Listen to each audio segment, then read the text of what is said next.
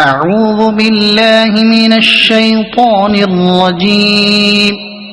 بسم الله الرحمن الرحيم.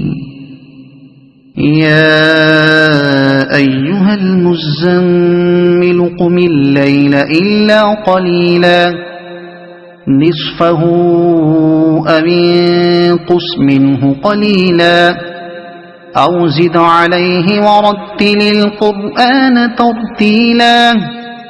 إنا سنلقي عليك قولا ثقيلا إن ناشئة الليل هي أشد وطئا وأقوم قيلا إن لك في النهار سبحا طويلا واذكر اسم ربك وتبتل إليه تبتيلا رب المشرق والمغرب لا إله إلا هو فاتخذه وكيلا واصبر على ما يقولون واهجرهم هجرا جميلا وذرني والمكذبين أولي النعمة ومهلهم قليلا إن لدينا أنكالا وجحيما وطعاما ذا غصة وعذابا أليما يوم ترجف الأرض والجبال وكانت الجبال كثيبا مهيلا إنا أرسلنا إليكم رسولا شاهدا عليكم كما أرسلنا إلى فرعون رسولا فعصى فرعون الرسول فأخذناه أخذا وبيلا فكيف تتقون إن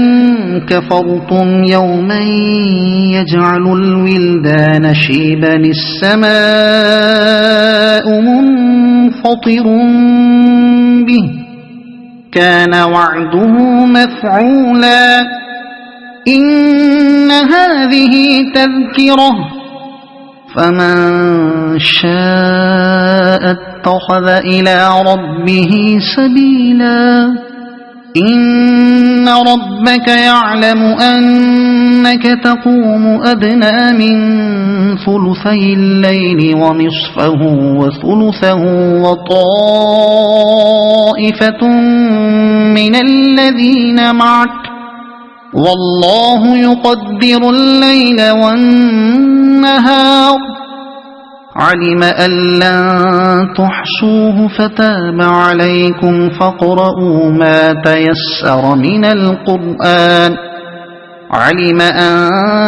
سيكون منكم مرضى وآخرون يضربون في الأرض يبتغون من